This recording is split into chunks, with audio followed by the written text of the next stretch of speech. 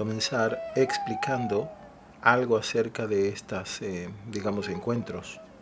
Llamémosle encuentros, porque no le podemos llamar exactamente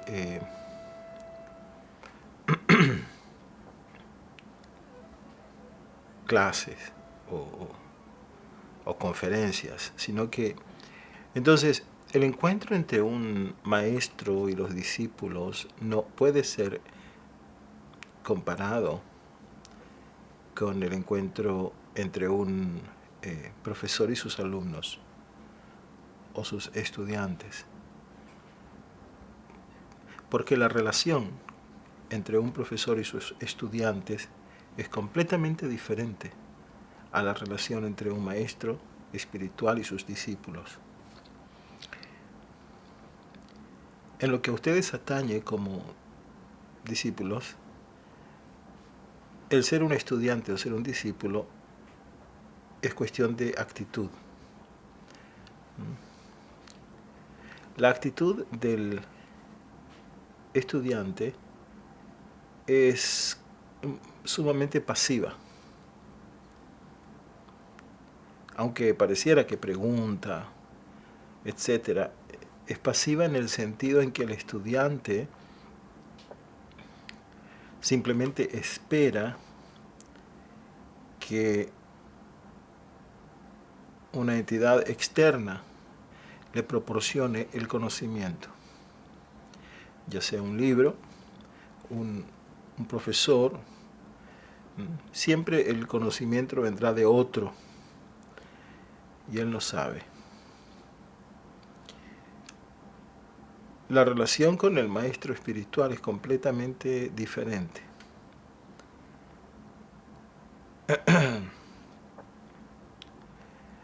Nosotros escuchamos del Bhagavad Gita 4.34, Tadvidhi pranipatena pariprashnena sevaya upadekshanti te jnanam jnaninas tattva darshinah, donde se dice que el maestro es tattva darshinah, es un veedor de la verdad o ha visto la verdad. Ahora, lo que el maestro espiritual,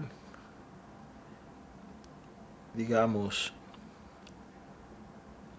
la relación del gurú con el discípulo consiste en mostrar algo, señalar algo. El maestro es un dedo señalando una determinada dirección. Entonces, es muy importante que el discípulo tenga una actitud activa, en el sentido de estar siempre con el maestro, como un guía que te ayuda a llegar a determinado lugar para mostrarte aquello que deseas ver, y tú debes ir con el guía, constantemente estar con él. Ahora, ¿qué ayuda qué te puede ayudar a permanecer en esta cercanía al maestro, en mantener esta cercanía y estar siempre siguiendo a tu maestro? Es el amor y la devoción, lo que te permite mantener tu atención en el maestro e ir con él como juntos. Por eso decimos al comienzo de nuestra satsang, decimos Om Sahana Bhavatu Sahanau Bhunaktu Saha Viryam Karavavahai Tejasvinavadhetamastu Mavit Vishabhai. Es decir, juntos, unidos. Eso es satsang, es unidos, y lo que nos une es la verdad. La verdad es lo que nos une. Especialmente porque las direcciones del estudiante, así como la del profesor, es muy diferente a la dirección del maestro con los discípulos. La dirección que adoptan el estudiante y el profesor es la dirección del conocimiento, mientras que la dirección del gurú y sus discípulos es de la sabiduría. El maestro y Los discípulos se mueven hacia lo profundo, mientras que el profesor y los estudiantes o los alumnos se mueven a lo largo, ¿no? Es algo así como decir que en el conocimiento el profesor y los alumnos y los estudiantes se mueven como en una dirección algo lineal, ¿no? 1, 2, 3, 4. Si llegas al 10 sabes más, si llegas al 20 sabes más. Cuando llegas al 50 sabes mucho y al 100 muchísimo. Sin embargo, en la sabiduría o en la dirección en la cual se mueve el maestro y sus discípulos, en lo espiritual, en la religión, la dirección es uno y más uno, y más uno y más uno, y conocer mejor el uno, experimentar el uno, tocar el uno, llegar a las raíces mismas del uno, a la esencia del uno, a lo que yace en lo profundo de ese uno. Y para eso debes seguir al maestro, porque es una dirección en la cual la mente no está acostumbrada. La mente está acostumbrada a la superficie. Entonces es muy importante que ustedes traten de seguirme, estar conmigo.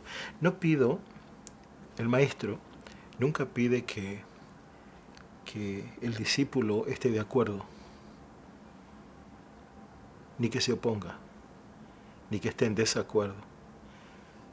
El maestro no precisa, o sea, si el discípulo se resiste, se opone, no está de acuerdo a las enseñanzas del maestro, es un obstáculo, así como si el discípulo está de acuerdo o lo acepta, porque aquí no se trata de estar o no de acuerdo, o de aceptar o no aceptar, aquí se trata de investigar, de conocer, de ver más bien de ver si lo que dice el Shastra, ¿sí?, lo podemos verificar en nosotros mismos.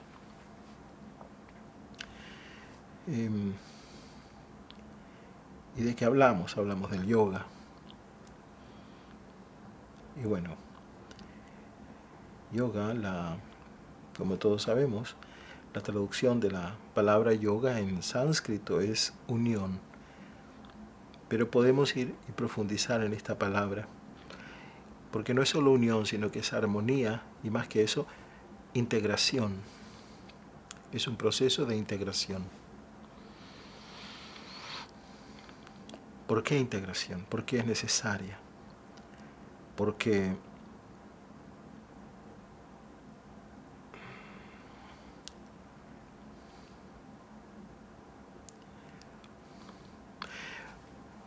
nuestro sufrimiento proviene de la desintegración. Nuestra miseria y nuestro dolor proviene de esta fragmentación que todos llevamos dentro. Entonces, tratar de, digamos, ir más allá o trascender el sufrimiento y el dolor y la miseria significa en cierta forma integración. Si observamos, veremos que toda desintegración o división interna en cierta forma conduce al conflicto. El conflicto que vemos manifestado en todas partes. Vemos guerras, terror, crimen, luchas sociales. Condenamos los crímenes y la violencia familiar, pero no nos damos cuenta que nosotros somos el mundo y la sociedad, somos parte de ella. Entonces, en cierta forma, al condenar, no es que hay condenadores y condenados, sino que en cierta forma todos somos parte de este conflicto mundial en toda la sociedad, ¿no? Porque este no es más que una expresión o manifestación del conflicto interno que cada uno de nosotros, o que el ser humano como algo universal lleva o es. Y eso lo hay que revisarlo, hay que examinarlo. ¿De dónde proviene este conflicto, esta fragmentación? En primer lugar, diremos que proviene del tiempo. Y para analizarlo, veremos que el tiempo es pensamiento, es mente. El tiempo, no, por supuesto, no me refiero al tiempo del reloj o del calendario, sino que al tiempo en sí, que es el tiempo. Y el tiempo es mente, es pensamiento, en el sentido de que lo que es el tiempo para nosotros es lo que fue. El pasado es lo que fue, como fue, la nostalgia, los recuerdos, lo conocido. El futuro es nuestras expectativas, nuestras esperanzas, lo que se espera de nosotros, como debería ser, lo que es y lo que fue, lo que es y lo que será, lo que debería ser, lo que se supone que fuera. Ese es el futuro. Y lo que es no es tiempo. El presente no es tiempo. El presente es atemporal, el ahora es atemporal. Entonces, en realidad lo que existe es el pasado y el futuro. Pero si el pasado es lo que fue, y el futuro no es más que mis expectativas o mis esperanzas o mi imaginación, mis ambiciones, yo no puedo ambicionar o esperar nada que no conozca. Entonces, en cierta forma, ese futuro es una proyección de mi pasado, es mi pasado. Es decir, lo que existe es el pasado, ese futuro es pasado. Y ambos son completamente ilusorios, porque lo que fue ya fue, y lo que será todavía no. Entonces ambos no son una realidad. Y de esta manera podemos ver cómo el tiempo es pensamiento, es mente, es un movimiento mental. ¿No? Ahora, el hecho de que es un movimiento mental lo vemos de que cuando nos situamos en el ahora, que dijimos que no es tiempo, no hay movimiento mental, no hay pensamientos. Y al no haber pensamientos tampoco existe un yo, porque yo soy pensamiento o yo idea, desaparece, se esfuma. Pero todo esto está relacionado con el yoga en el sentido en que el tiempo nos desintegra y el pensamiento nos desintegra porque crea esta división entre lo que fue y lo que se supone que será. Crea el conflicto interno que llevamos todos entre lo que somos y lo que se supone que deberíamos ser, lo que somos y lo que se espera que seamos, las expectativas de nuestra familia o nuestros padres y de la sociedad hacia nosotros, nuestras propias expectativas. Es una desintegración, una división que conlleva un profundo conflicto. ¿No? El yoga trata justamente, apunta hacia esta integración. Y la gran pregunta ¿es posible liberarnos de este conflicto? ¿Es posible alejarnos o trascenderlo de una u otra manera? Pues la trascendencia de este conflicto incluye o conlleva la trascendencia de nosotros mismos, porque somos este conflicto, somos pensamiento, somos tiempo, somos el conflicto. Entonces tratar de liberarnos del conflicto es tratar de liberarnos de nosotros mismos. Trascender o no el conflicto implica ser feliz o no, porque con conflicto no puede haber felicidad. Y por eso se dice que la felicidad es de los inteligentes, en el sentido de que la felicidad es de aquellos que son capaces de conocerse a sí mismos, de conocer la vida, de estudiar la existencia, de saber qué es el mundo. Porque La desdicha se produce por no comprenderte, por no saber qué es la vida.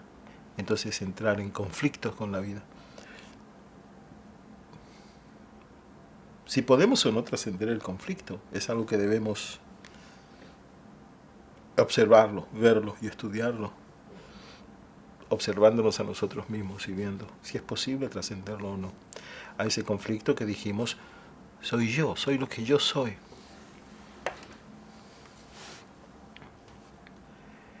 Ahora,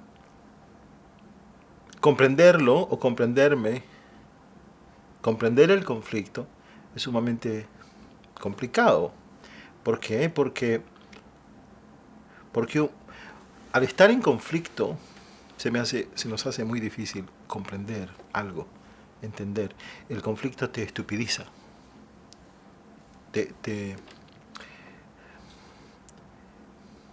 digamos, puedo comprender cosas, pero puedo comprender situaciones y a personas, pero los comprendo solo, por ejemplo, con mi corazón, ¿no? O lo comprendo con mi mente. Digo, mira, yo lo entiendo intelectualmente, pero no en mi corazón. Y así. Es decir, hay una parte de nosotros, al estar divididos, que está siempre prestando atención. Una parte, pero no el todo. No es una forma, digamos, total de prestar atención, como digo. No es para comprender algo, realmente comprender, entender, debes de estar allí con toda tu mente, con todo tu corazón, con todo tu cuerpo, con todo tu ser como un todo, para comprender algo en todo aspecto, incluso para experimentar algo en todas sus diferentes dimensiones. Pero al estar dividido, solo tu mente está allí. Comprendes algo, pero lo comprendes solo intelectualmente. Entonces, a mayor conflicto, a mayor división, fragmentación, se hace más difícil comprenderlo todo. Todo se hace muy complicado. Es simple. Entonces la pregunta es si podemos ir más allá del conflicto, si podemos trascenderlo.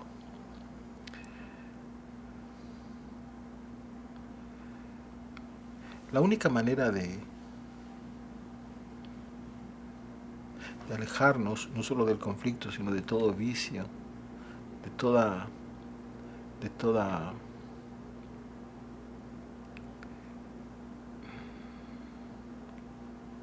debilidad, llamémosle,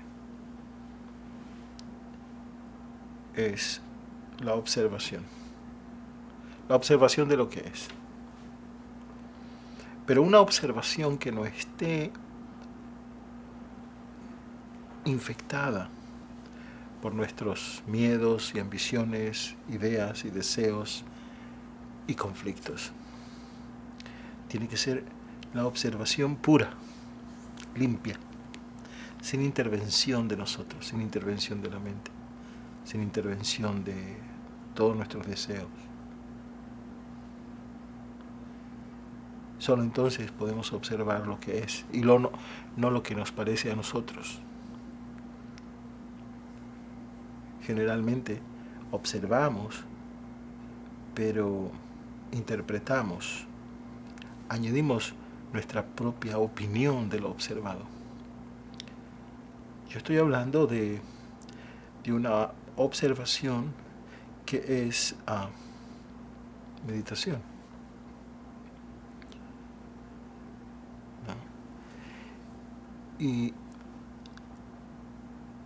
muchos me dicen, sí, pero la observación no cambia nada. Es decir, si yo soy miserable, soy violento, o si hay un conflicto, y lo observo, eso no va a cambiar el hecho de que yo sea un miserable. No va a cambiar el hecho de que yo sea violento ni agresivo. Y no comprenden que si yo me relaciono con el conflicto de tal manera que yo trate de reprimirlo o cambiarlo, estoy simplemente creando más conflicto porque estoy entrando en un conflicto con lo que observo. Entonces ya obviamente eso no va a ayudar. La observación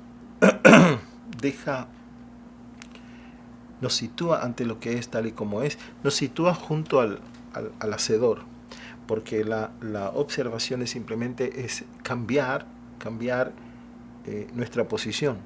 De la posición de ser el hacedor pasamos a ser el testigo. Y en cierta forma no el testigo, sino atestiguar, porque deja de ser alguien. Lo que eres como alguien o algo es observado. El meditador, el observador es observado. Te transformas en el objeto mismo de la meditación. Y entonces se piensa que nada cambiará, pero eso es debido a que no comprendemos cómo es que nosotros mismos funcionamos. Si comprendemos que nosotros, por lo general, lo que poseemos es lindo, bonito, bello, solo cierto tiempo. Por lo general, el primer tiempo que poseemos el coche lo disfrutamos, es nuevo, es bonito, es lindo. Todo, desde la ropa hasta la casa, incluso la pareja. El primer tiempo es increíble. Después, ¿qué ocurre? Nos acostumbramos. Viene una costumbre. Y esto es lo que ocurre con muchas de nuestras debilidades, actitudes que no nos gustan en nosotros mismos, que en un principio las vemos, tratamos de superarlas, luchamos, creamos más conflicto y eso no nos gusta, y entonces lo que hacemos es simplemente lo olvidamos y nos acostumbramos a estas debilidades.